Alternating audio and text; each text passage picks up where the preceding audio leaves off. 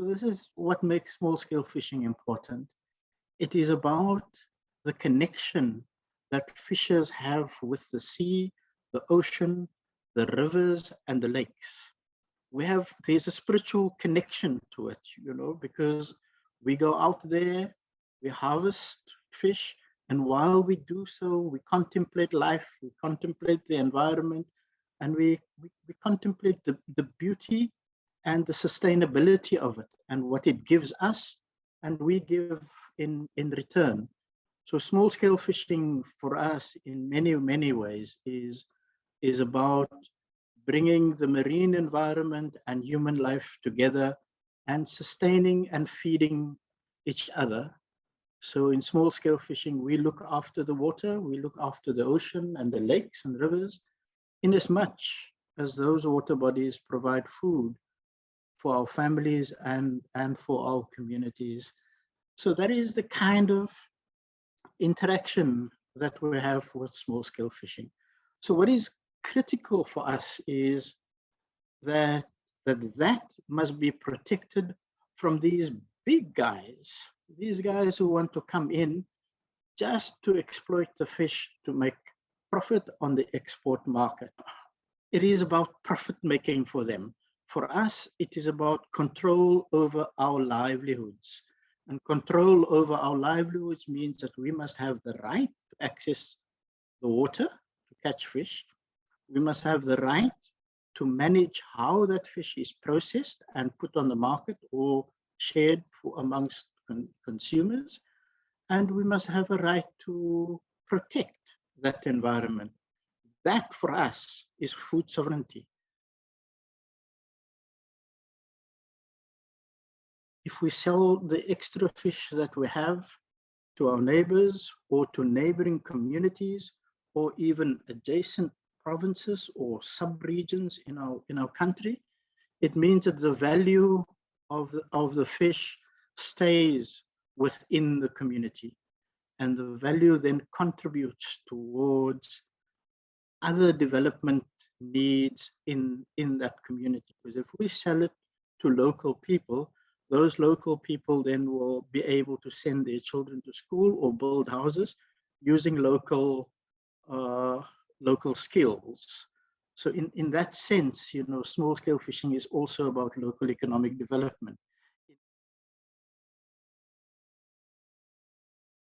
The biggest enemy for small-scale fishers today is this phenomena called the blue economy.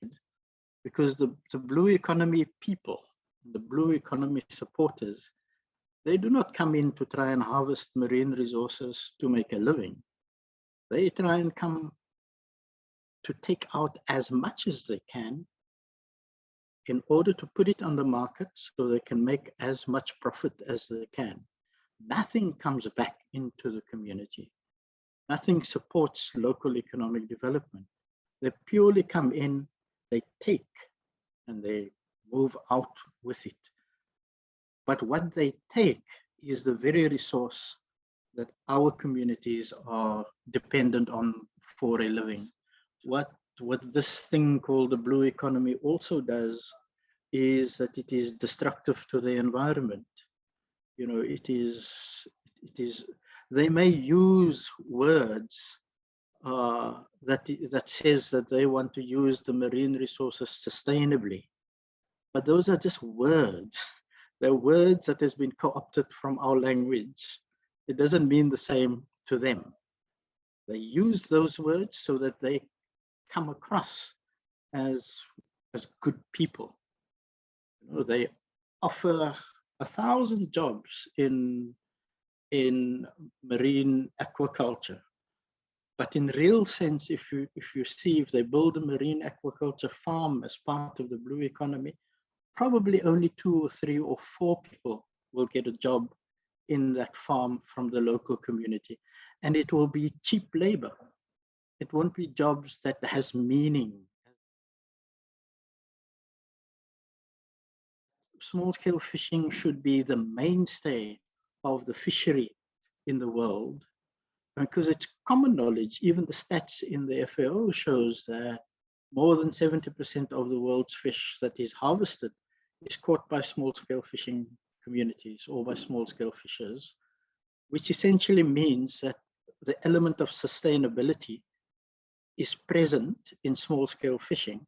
And if that is the case, why do you support big commercial companies?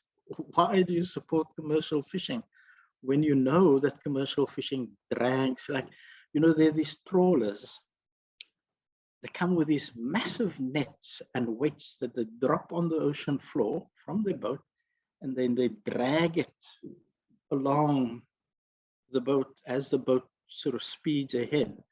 And this net is like it's like a hoover, it's like a vacuum cleaner. It just sucks up everything and anything on the ocean floor.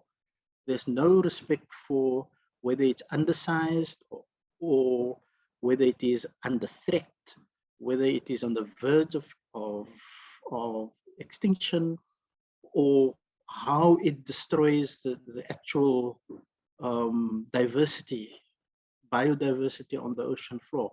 There's no respect for that. Women probably plays the biggest role in small-scale fishing, because many women also do go fish, but I understand that boats are not necessarily gender friendly, unfortunately, and it is something that has to be worked on. But really, from the moment the catch is landed, the women takes over completely. The value chain from then onwards benefits women entirely, from the actual landing of the fish off the boat, from packaging it, from cleaning it, from scaling it, from weighing it, to finding a market and walking the streets to seek buyers.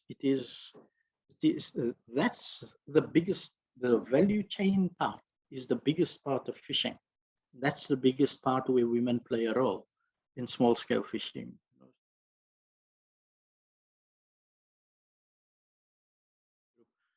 Our intention and the desire and the political objective we have being there is to make sure that small-scale fishing has a future. But it's not just a future of small-scale fishing on its own. It's small-scale fishing together with traditional customs, together with environmental sustainability, and together even with organizations who engage in primarily agriculture and farming in the coastal area, where fishing is also an element, but where farming is the bigger element, but fishing is present.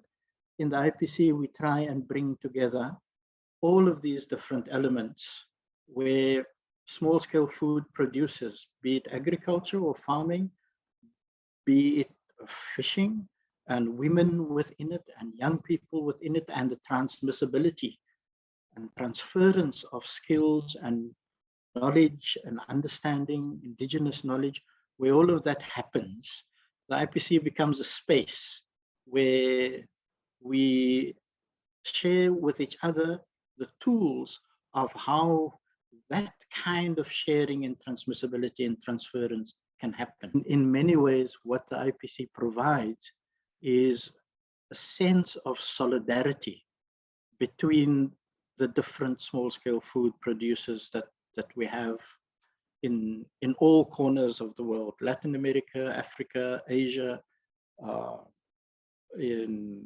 Eastern Europe, wherever we may be. You know, the IPC brings us together. And yeah, as I always use the analogy, the IPC is a big house with many rooms. One room is for fishing, one room is for farming, one room is for pastoralists, another room is for whoever, but we all belong in that same space. That is where we find the strength to say to the world, you know, that corporate food production is not the way to go. In this house of IPC, we provide the alternative. And that alternative is where the future sits and where the future lies. And that will be the food production source for our children and our children's children and the next generations. It's going to be the future of the world.